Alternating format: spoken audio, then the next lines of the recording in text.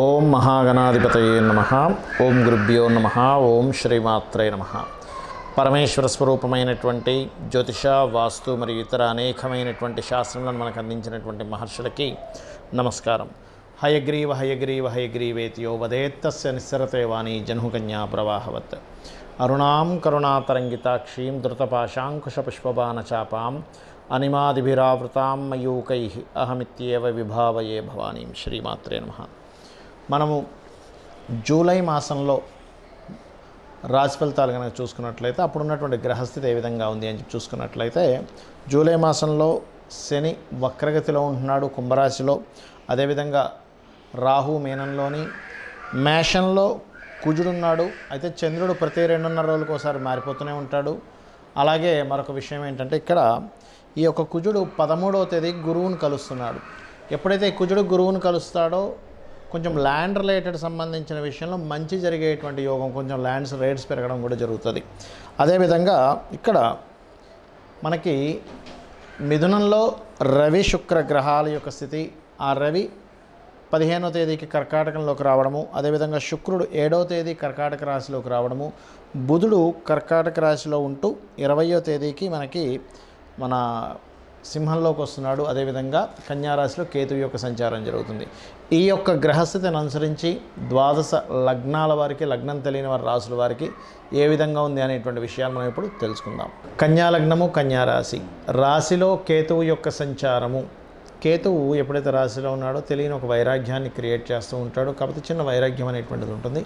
మరియు 20వ తేదీ వరకు ఉండేటువంటి రాశ్యాధిపతి బుధుడు చర్రాశుల్లో ఉన్నందుకు వ్యాపార నిమిత్తమై మీరు చేసేటువంటి ప్రయాణాలు చక్కగా యోగిస్తాయి. మరియు బ్యాంకింగ్, గవర్నమెంట్ రిలేటెడ్ ఫైనాన్స్ రంగాల్లో ఉద్యోగ ప్రయత్నాల కోసం చేసేటువంటి వారికి ఇది సరైనటువంటి సమయం. కాకపోతే ఏ ఉద్యోగ ప్రయత్నమైనా 15వ తేదీ లోపలే చేయండి. ఫైనాన్షియల్ గ్రోత్ అయితే అందులో ఎటువంటి డౌట్ లేదు ఉంది. కాకపోతే లగ్నంలో కాస్త కేతువు యొక్క సంచారం జరుగుతుంది కాబట్టి కొంచెం చేసే ప్రయత్నాల్లో కొన్ని ఆటంకాలు వస్తూ ఉంటాయి. కొత్త అగ్రిమెంట్స్ చేస్తారు, అన్నదమ్ముల యొక్క సహకారం ఉంటుంది. 3వ స్థానం మీద శుభగ్రహాల దృష్టి ఉంది కాబట్టి. మరియు అదేవిధంగా ఇక్కడ కొంచెం రియల్ ఎస్టేట్ మూలంగా ధనయోగము, లేనట్లయితే రైతులకి అగ్రికల్చర్ మూలంగా కొంతవరకు ఫైనాన్షియల్ బాగా కలిసి రావడం ఇటువంటి బ్రహ్మాండంగా గోచరిస్తున్నాయి. సంతానం కోసం ప్రయత్నం చేసేటువంటి వారు కాస్త శని వక్రగతి అయి 5వ స్థానాన్ని చూస్తున్నాడు కాబట్టి కొంచెం మీరు చేసే ప్రయత్నాలు ఆలస్యం అవుతూ ఉంటాయి. ఆ యొక్క ప్రయత్నాలు మీకు సక్సెస్ అవ్వాలి అని అనుకుంటే కనుక మీరు చేయవలసినటువంటిది కాలభైరవ అష్టకం ఎక్కువగా చేయండి. మరియు అదేవిధంగా అప్పులు తీరుతాయి ఈ వక్రగతి వల్ల.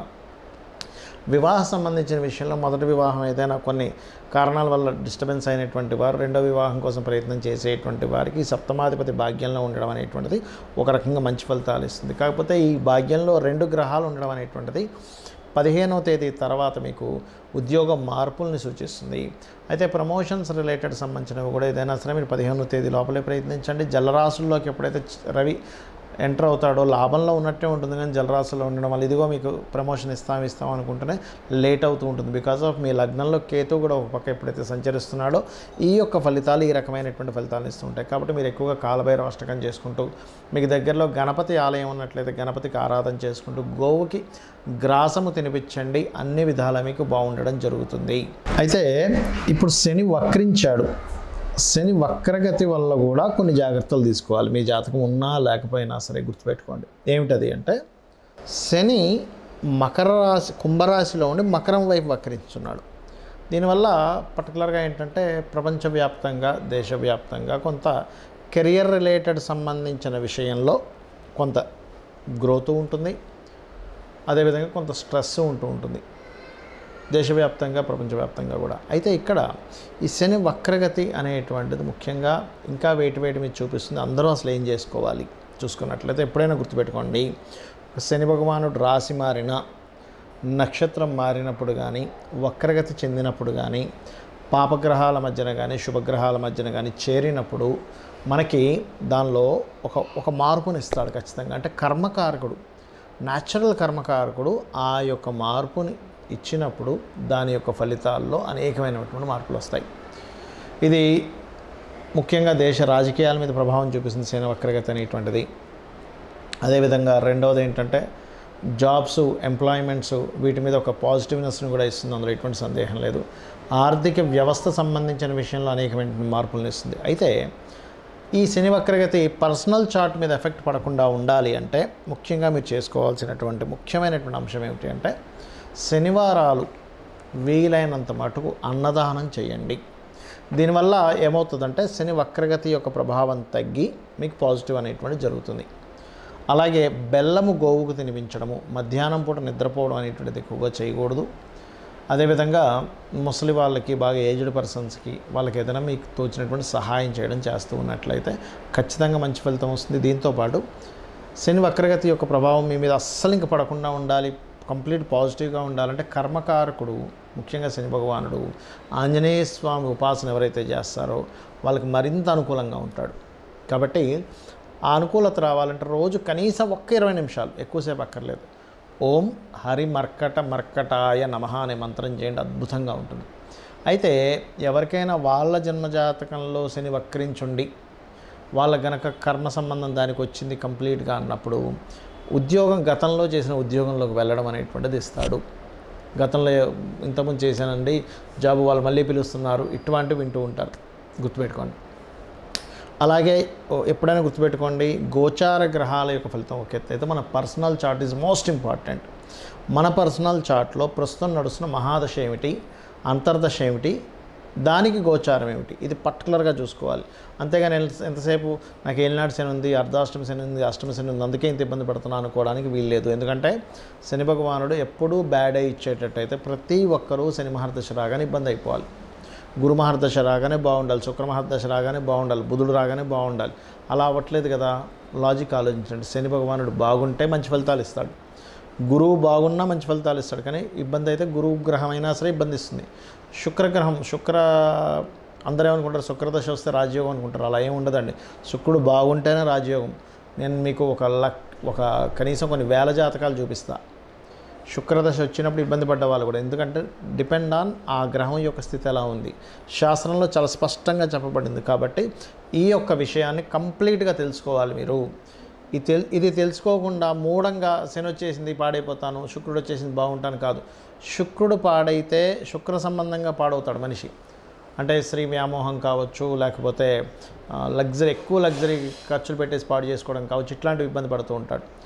శని గనక పాడైతే కింద వాళ్ళ వల్ల వీళ్ళు ఇబ్బంది పడుతూ ఉంటారు. అంటే వీళ్ళకి సపోర్ట్ చేయాల్సింది సపోర్ట్ చేయకపోవడం. అదే బాగుంటే వాళ్ళ కింద పనిచేసే వాళ్ళ వల్ల వీళ్ళు మంచి రాజయోగాన్ని పొందుతారు. సో ఆ డిఫరెన్స్ అనేది ముఖ్యంగా మెయిన్గా తెలుసుకోవాలి, ఎప్పుడైనా గుర్తుపెట్టుకోండి.